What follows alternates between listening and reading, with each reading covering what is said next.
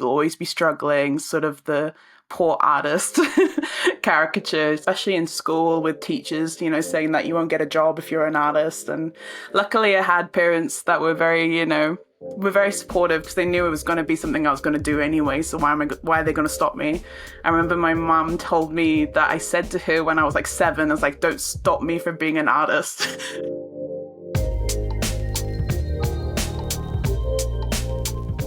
Kia ora, everyone. Joining me today is Sara Moana. Sara was born in Wales and is currently based in Auckland. She's of both Welsh and Māori descent and works in illustration, creating art full-time after graduation with her master's degree in 2022.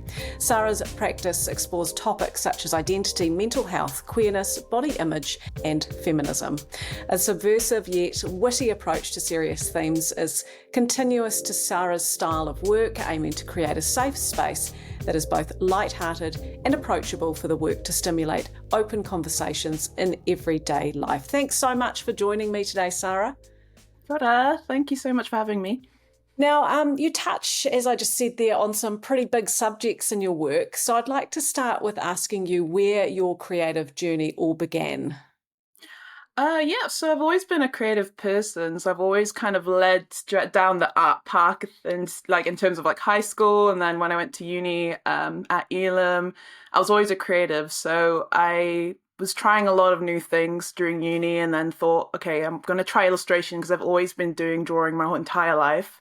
And then I just kind of kept going, and then I worked at an art gallery for a year after uni, after I did my master's, and then decided to go full-time for illustration end of March of last year. So for people who don't know your work, explain what your work is.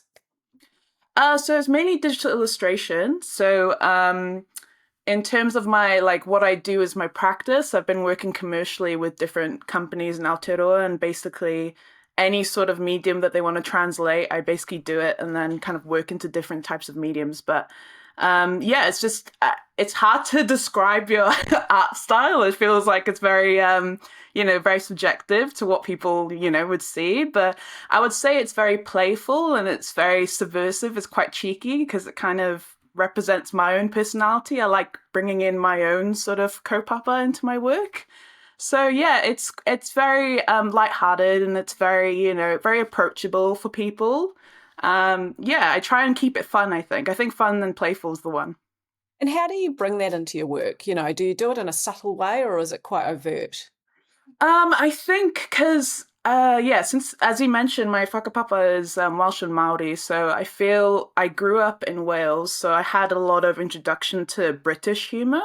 So I think I kind of have that, I try not to say subtle, but basically I kind of like weaving in the humor with my artworks. So, and I think that Kiwi humor is quite similar to that in some sense. It's quite subtle and it's quite a bit dry. So I feel like I weave it in like that. Yeah, you've got quite a mix of an accent there. Yeah, people say that all the time. How old were you when you moved to New Zealand? I was 11, so I'm 27 now. So it's been a while. I don't know, it comes in and out. Yeah. Apparently, when I have a bit too many drinks, I start to speak more. I have like more of a Welsh accent kicking in, but I don't know about Just can't understand you then. that. Yeah, pretty much. That's how it was when I came. Yeah. Now, your work is really personal, as you said, and it's quite specialised. How hard was it finding your voice and your space in the creative world? I think, well, the way I introduced it was during the final year of my bachelor's, and I basically decided, okay, I need to at least find a place where I can archive all my work so I can actually at least see what I wanted to do because I didn't have an art style. Obviously, you develop it as you go on. So I did, so I was just posting on Instagram basically, and I found an audience just from time of me just carrying on and publishing, and just I felt like if I were to able to kind of be like, okay, well, this is my target audience, this is the work I want to do, it's just not going to be as genuine and as sincere as I want it to be. So I feel the way to find it is basically just putting it out there and then seeing what people relate to. And yeah, I do like having relatable work for people who are, my age or people who have the same background as me. So I think ignoring it completely and just doing it and then see what happens. Can that be quite scary, just putting it out there and hoping that people might like it? I think for me, I feel quite disconnected with the work. I think it's kind of my coping mechanism of it, of not thinking too much of like saying like this is, I'm melted together with my work. I kind of disconnect with it. Um, but as I've gotten more older and more confident with my practice, I feel like it doesn't really matter to me anymore. But I can see how daunted it is if you were to start off quite earlier on and then seeing, if any sort of positive or negative reactions kick off. But no, yeah, at least at the beginning, I was quite disconnected with it. And you talked about Instagram there. Is social media, do you use that as a marketing tool? How do you use it? Yeah, pretty much. I basically began it as a sort of archive of like all my works, but then I started to get more tech like attraction with businesses in Aotearoa that want to talk to me about wanting to do certain work. So it started off like that, and then while I was working part time as a digital illustrator, and I was basically doing that work, and then going back out and working in the gallery. So it was yeah, it's definitely a marketing tool now because I keep publishing, uploading my works there, and then different companies kind of just follow me and then they keep an eye on certain works, and then obviously when a project kicks off, then it's like it's all about timing. So I think if it just shows that I'm available and I'm working. So yeah, it's definitely a marketing tool for sure. How much business would you get from social media, just from people seeing your stuff and wanting to use it? It's hard to say because a lot of them do contact me from my business email, to be honest. So I'm not too sure if it is from there or if it's from, past relationships with different clients that I've kind of developed over time. I would say initially it would probably be a lot because I didn't have any other place where I would, was where I was uploading any of my posts. So I was very much independent on Instagram. And do you work with other people? You just said then that you've got relationships. Is that something that you do? I have had work with past clients before, and then I've heard people saying, look, I've got a friend who also needs something for this. So I think with living in Tamaki Makaurau, I feel like we're such a tight knit group of creatives that obviously we'll bump into each other so often. But I do work independently. Mm. Yeah. So is that something you, as an artist and as a businesswoman, that you nurture as business relationships? Yeah. Oh, business relation. Absolutely. Absolutely. Because a lot of the people that I work with are literally my age and they basically have the same, same vision and same direction that I have, which I'm really grateful for. So yeah, I do enjoy working with people. Like I think that's the whole point of being an illustrator is to kind of jump onto projects and obviously develop a relationship with them and then seeing, how good I can do it for them because it's obviously their project that they want to post out. But yeah, no, I value it very much. What would you say is your main reason for being creative? Why do you do all this? It's the only thing I want to do. It's pretty much it's very simple. Um, I don't really want to complicate it so much because I'm quite an overthinker by nature. So yeah, no, it's just because I love it so much. It's always been a part of my life. I was drawing in Wales, and then when I moved here to Aotearoa, I was, using art to kind of connect with other people because I was very much like out of the loop with a lot of things, especially culturally. So yes, and then obviously did it in high school. Was an arts prefect for my high school, and then kind of wanted to do art in Elam, and then it just kind of I feel like my life is very much stumbling, but constantly in the same direction. And yeah, that's why I love it so much. I think it just I've managed to kind of adapt it to my personality and my work habits, and how it works with my schedule, and yeah, it just all fits together for me personally. Yeah. You've obviously had quite a successful career so far, but have you had to overcome setbacks? Have people always accepted or celebrated your work, or have you had some bits where you've had to Um, for me personally, I think it's been since I've been going through like the academic sort of route my whole life, and then I realized, I'm constantly doing a routine that's set with high school or set with uni. So once I started getting out of it and said, okay, now you're working independently, you have to make your own schedule, your own sort of, your own drive of like what you need to do. And it was so daunting in the first year because this is my second year now of doing it. And that was probably my biggest challenge because I'm quite a natural procrastinator. And for me to be working from home and then having to, obviously get myself self motivated. Yeah, that was probably my biggest challenge. With other people, thankfully, the people that contact me want to contact me. I don't really push myself forward as much as I should. But no, I've been grateful to be able to work with people that actually, want to invest in me for their projects. But I'm not that big that I have had, sort of hate online or anything like that. I've always been kind of stuck in the little outer bubble. So if anyone doesn't want to see the work, they won't see it. So, which is good for me. Yeah. That self-motivation, how did you manage to overcome that? How are your days structured and how do you make sure that you're keeping on track? Well, it was very trial and error. I was trying to think, I was trying to figure out like what was the problem because I was getting up very early in the morning and then saying, look, this is the time when I'm creative.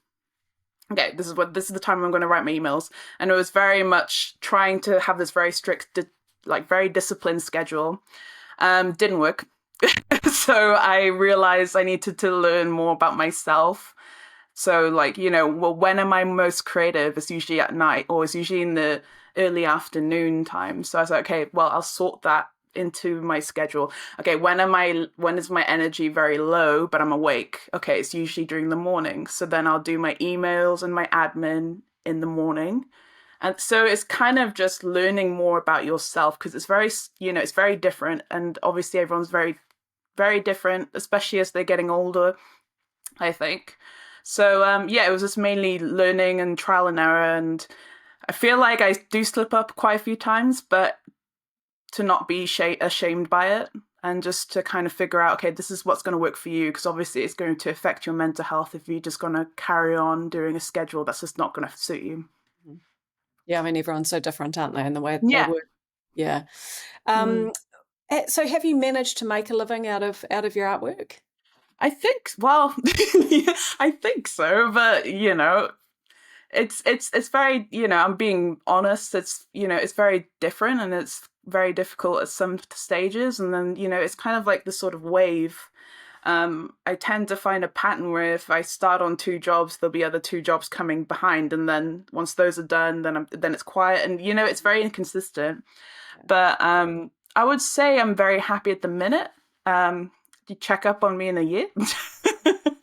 But no, I would say that I'm at least learning as I go and seeing, all of the obstacles that I've done. I can see if I can learn from them. So yeah, I'm saying that I'm very happy at the minute. But yeah, I don't want to jinx it. Because I guess when you are working on something, then you're not really hustling for other things, and it's almost like Mm, you need to keep doing that. Do you find it hard to try and push yourself to hustle, or do you enjoy that side of it, engaging with other absolutely. people at your work? No, absolutely. It's tricky.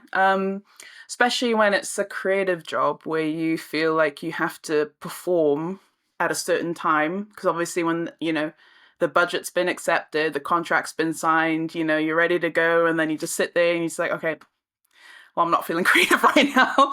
And obviously, there's a deadline coming up. So it really depends on where your mental health is. Because I found that you can't control creativity. You can never be able to control it. It will just come in naturally. But I found tools that will help me to be more creative. So I'll figure out, okay, have I eaten today? Have I drunk enough today? Have I gone out in the sun for today? Trying to figure out sort of ways that it can come naturally to me. But it's tricky because you're there on demand. They're paying for your service, and you gotta be able to bring out the ideas. So yeah, those can be tricky at times. Absolutely. Yeah, it's sort of you're not a performing bear, but you've got to kind Yeah. of you've got to get the goods. And so, do you think that is something that creatives do have to keep an eye on? Is their mental health and making sure that they're keeping everything flowing properly? Well, absolutely, because I think it will. I think with every artist, I think it translates in the work if they're not happy or if they're not completely on. Um, it is very important to make sure that you're doing well, and especially since creative work can sometimes be a very lonely place as well, because obviously it's unless you're a collaborator that works with other people, but like for creatives like me who work from home and they work independently, and then it's all digital, it's a good time to step back and see how am I doing, because it's an investment. Your mental health is an investment, and it goes beyond any career. Mm. So do you, your artwork is some of it's digital, right? So do you spend a lot of Mm. time looking at screens and having to Yeah. manage that? Yeah, I've bought so many blue, I think it's like blue light glasses. They don't work. So I just need to take a break. And that's why I've made sure like when the weekend hits, Yeah, that's where I step yeah, away, and I've been taking up a lot of reading. So that's been really good for my eyes because I don't want to obviously strain them so much. But yeah, it's just trying to figure out your limitations yeah. Yeah. So because it can get how do really you, tricky because it's digital everywhere. that's right, yeah. So Mm. so how then do you balance out your creative work with other interests, and what other interests do you have outside of it? I think with illustration is that yeah, I try it like because I've only been doing commercial now because obviously I want to work and I want to do things beyond my own practice, but I have just I basically left the tablet on my desk on Friday night, and then I either read or I go outside. I try and like make a little checklist, seeing like if I've seen my friends, if I've seen people, and if I've been able to socialize. Because I don't know, I feel like I don't know how my brain works, but I just have to have that mental image being like, okay, I have seen someone today, or I have done this. Because once I start illustrations, I basically just kind of zone out and I just focus on my work, and it's good to be able to like because I do read and then I garden, which is quite nice. I want to take up fishing more with my in-laws, which would be really nice. Yeah, I like going outdoors, but obviously my work is very indoor related, so yeah, it's good to have that to balance out. Yeah. How do you find working as a woman in the creative field? Is it a good world to inhabit? I would say so. Yeah, I think in my personal experience with projects, they've been predominantly Wahine based, which has been really I've been really loving the relationships that I grow from there. It's been very, very enjoyable. I would say a lot of my practice is Wahine related because it's obviously my own experience and my own sort of like what I want to draw.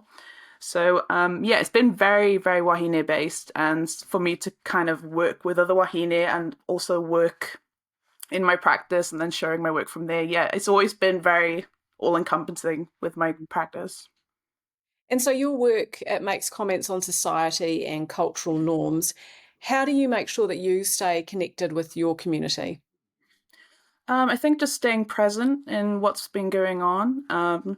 Yeah, it's I've had my own like my own personal struggles with doing my own practice at the minute because of what's been going on with Palestine and what's been going on in like all aspects of the world. It's been very tricky because that's what we're focusing on, and I feel like at the moment I can't really create illustrations that's not talking about that. So yeah, it's been yeah, I've always wanted to, because I don't consider myself as an activist per se. It's just a person that's seeing the news and then responding to it.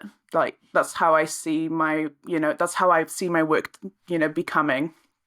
Um so yeah, it's just basically just being aware and also listening in on, you know, the views of everyone that lives here, because my work is Tamaki Makoto based. I've done political commentary on certain things, and yeah, it's only when it's what I want to hear, though. It's not because of what I think people should look at. It's what my own views are. Yeah. Yeah. So could you tell me what you've learnt about the art world and your work that you wish you would have known when you were a bit younger? I don't know. I think it's just that how accessible it is, and I think growing up thinking that creative jobs don't have money, you'll always be struggling, sort of the poor artist caricature sort of thing. I wish I wasn't really, I'd listened to that, but obviously that's, how it was, especially in school with teachers, saying that you won't get a job if you're an artist. And luckily I had parents that were very, were very supportive because they knew it was going to be something I was going to do anyway. So why are they going to stop me? I remember my mom told me that I said to her when I was like 7, I was like, don't stop me from being an artist. And she was like, okay, no, yeah, it's fine. So, yeah, I think just not hearing those, yeah, because there were lies. I think it's probably gotten better over the years, I'd assume. But yeah, no, that you can have a sustainable career in creative work. Obviously, it's a lot more non-conventional than the 9 to 5, but it's different, but it's still valid. Yeah, do you think there is more creative jobs available now, or do you think people are just thinking outside the square a bit more, or? I think it's a bit of both. I think it's, there's a lot more ways well, at least for me as a digital illustrator, I've been able to work in sort of different mediums because obviously it can translate to a lot of things. I've worked with graphic novels, I've done publications, so like both digital and physical ways of like putting it onto a medium. So yeah, no, absolutely. I would say that it's a lot more this time around than it was when I talked to other artists around like, 10 years ago, which wasn't a long time ago either. Yeah. So, where are you now in your artistic and creative journey? I've continued to do work and I've been able to, enhance my craft. I've tried to not be so, where am I going to be in 5 years' time? I feel like right now this is a great time for me just kind of continue working, building my portfolio, building more relationships with, my clients. And yeah, and also being very selective as well with work in terms of having people that share my same kaupapa and making sure that, because even though I said earlier on, I say that I disconnect my work to me, I feel like it's starting to kind of do that as I'm getting older, as I'm more confident with my work. So, I want to be able to both obviously work with them, but also, support what they're doing as well. I've had a wave of different companies that are, supporting, Maori mental health or, or any sort of like minority based support, which has been really, really touching. And I've loved to hear about what they're doing. And obviously, it develops my work with them even more because I'm, emotionally invested into it. So, yeah, I think continuing those works and continuing that, that journey and see where it goes. It's exciting to watch it evolve. That's the Sarah. That's the end of the interview. But we've just got some quick Q&A questions for you, just to give some quick answers to, if that's okay. Sure. Yeah, absolutely. So the first one is: what are the different ways that you've got in revenue? Got in revenue. I had an online store, which I did for a few years. I haven't got into it at the minute because it's quite time consuming in terms of, ordering everything out. And so I would ideally have someone to do that for me, which I want to do in the future. And then I've basically been doing random sort of gigs, really, like this one, and like doing workshops as well. I've got 2 workshops coming in during Matariki. Yeah, I've just basically kind of anything that's kind of outside, I'm happy to be open to sort of, doing anything. I also did the Toy Portal mentorship in March, I think. So yeah, I've just kind of anything that's kind of related, I'll just kind of branch out a little bit. Yeah. But I've been mainly solely focused on my commissions. Nice. Now, what planning do you do, and who helps you stay on track? No one does. That's what makes it scary. I think it's good that it's me because obviously, it's good to be self-disciplined. But a lot of it would be, I'll be honest, it'll be from the projects. So I tell them, please give me a deadline or give me, when you want to talk to me, when do you want to have an update? one of my projects, they're checking up on me each week because there's about 90 plus illustrations that needs to be done by a certain time. So I said, please, if you have the time, please meet up with me and then we can talk about it and see where I'm at. So that's how I do it. It's probably not the best advice to kind of depend on other people to push you, but that's just who I am. Hopefully later down the track I'll be a bit more a bit more disciplined, but that's how it is right now. Now, as a creative, do you experience moments of self-doubt or imposter syndrome? And if so, how do you motivate and reassure yourself to keep going? Yeah, it's very much a Kiwi thing, right? With the imposter syndrome of kind of having to juggle and seeing, okay, well, am I doing this right? Probably not. But yeah, it's natural. I feel I always have those thoughts of, especially when it comes to certain projects where I think I don't know why they hired me. I'm not sure why they thought that I could do this. When I then later down the track, I finished it and I was really happy with it, and they were happy with it. So I was like, yeah, I was thinking, why would they want me for these sort of projects? But I think be accepting and validate those feelings, but don't let it affect your actions with it. So don't let it stop an opportunity because you're overthinking. So that's how I do it. I basically will have those thoughts, but then on the email I say, okay, I'm very happy to do this. And then just kind of power through and then you're happy. So yeah, just don't let it affect your actions. Take it until you make it, right? Yeah, So, absolutely. what advice would you give to other aspiring artists starting their creative path? If you have a big goal in mind, I have my own personal ones, but I think just starting it little by little. So really cut it down to sort of like little crumbs of each day. Don't feel like you have to achieve everything so fast.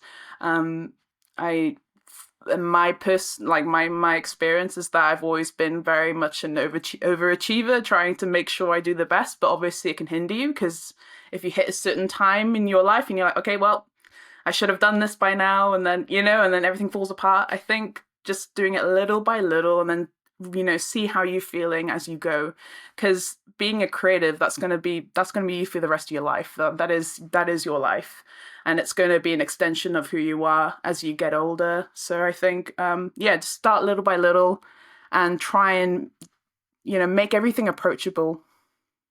Your how you want to, what artist you want to be. Just see how you can hone in that craft, and yeah, just relax. I'm basically saying relax. Good advice. Now, lastly, what has been one of your aha moments when you realise the grind has paid off? When it oh god when the project goes live and I'm like, oh wow, this happened, it's finished. Because I get that little buzz of satisfaction because I'm like, oh my gosh, there's actually people can see it now. Because there was a one project that took probably like 6 months or something. It was very, very long, and then when I saw it and I was like, oh, it's out, great.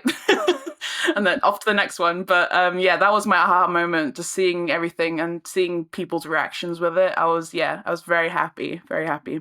Good feeling. Mm. Hey, thank you so much for your time today, Sarah. There was so much good advice in there for creatives. So thank you for spending the time talking to us. Oh, Ngami, thank you so much.